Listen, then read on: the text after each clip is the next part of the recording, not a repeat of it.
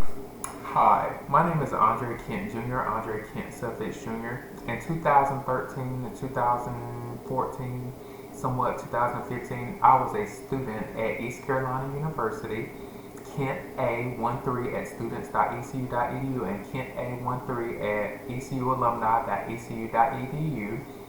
And I was working on one of my degrees. Entrepreneurship was a brand new degree. It was rarely heard. And you can verify that by when the ECU School of Entrepreneurship, the Miller School of Entrepreneurship, was created and founded. You can verify that. I chose to come back. I started my company off campus. It was called Young and Dumb Entertainment. It was originally Lifeline Leaders LLC, and we had a nonprofit that was just an independent something that I just created by myself called Sneakers and Ties Foundation, which was dissolved in 2016. Lifeline Leaders was all the assets and stakes and equity was transferred into Young and Dumb Entertainment in 2016, and Lifeline Leaders LLC was dissolved. It reopened in 2019. Sneakers and Ties Foundation reopened in 2019, where I've been running all of those companies consistently since 2019 by myself, independently. Um, and I built through Young and Dumb Loans. Remember, the company dissolved in 2018 as Young and Dumb Entertainment, with the agreement to reopen, which it reopened in 2019. And I took the original Young and Dumb loans and I drew a credit balance against it and used those loans to create the East Carolina University Hub of Entrepreneurship, with room for expansion to 13 other campuses later.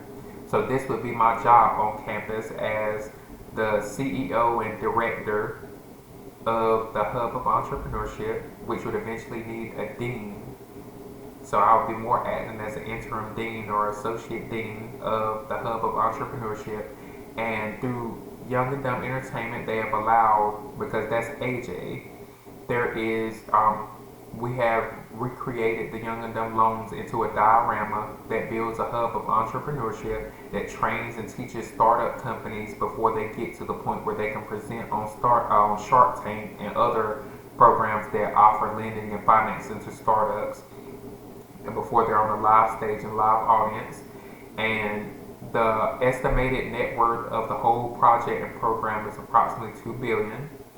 We chose 14 campuses, including East Carolina University, NC State University, Wake Technical Community College, Duke University, Hope International, San Francisco, Boston, London, Dubai, with room for expansion, and Pitt Community College.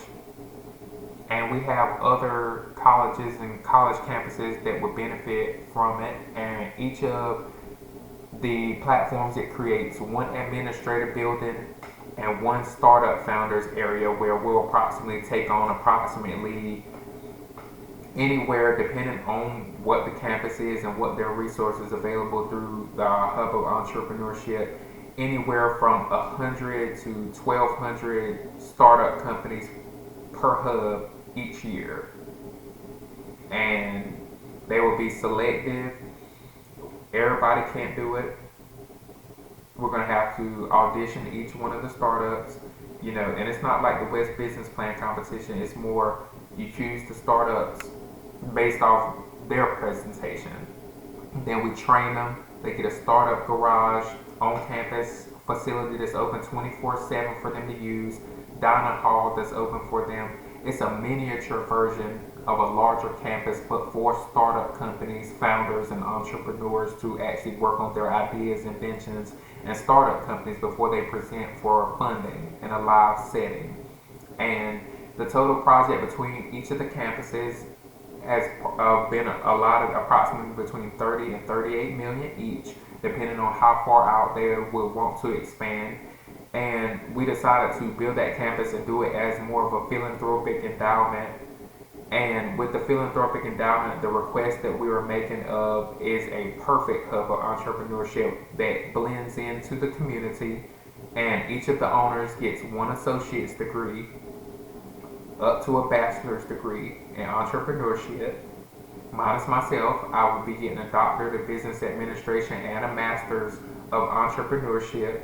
The doctorate of business administration will be in entrepreneurship and creative problem solving, and then the company itself, the Young and Smart company, will be getting an associate's degree to a bachelor's degree as the company itself. I wanted the company to have its own degree from all the work that it took to get us up to this point, but each of the owners would also receive anywhere from associates to a bachelor's degree in entrepreneurship.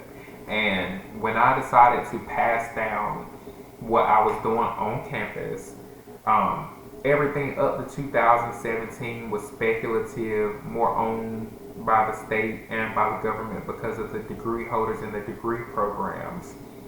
But with them being degree programs, I had the right to choose a successor and an interim and interim directors and interim associates. And I more so wanted the college to do that themselves because we decided to come back and bless other campuses. When I first originally did it, it was just for East Carolina University, and I created that in 2020, approximately.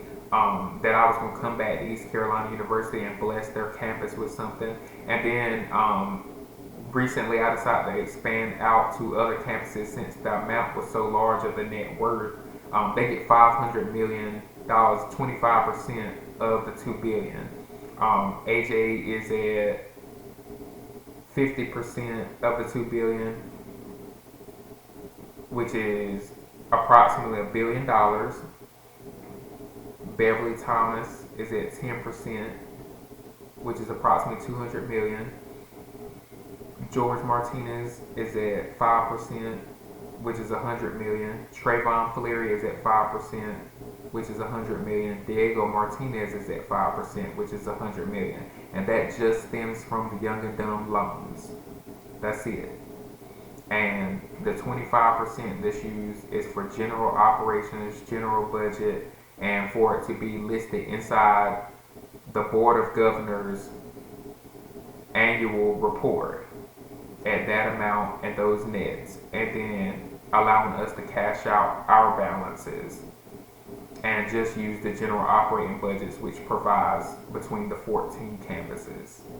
And my successor for that stuff would be Andrew Francis, and that's what the decision was made a few years ago, keeping my portion within the family through the operating budget, since he is an East Carolina University graduate and alumnus. And I have also, alongside that, done a revocable living trust for the living that operates while I'm alive through the Think Modern plan. Think Modern is my directions on how the revocable living trust for the living works. It normally works after death, or you can normally change stuff before you die for this, that, and other. But I do not have to be dead to use any of the assets in my portfolio. I don't have to be dead to use anything in my revocable living trust. And I'm the trustee.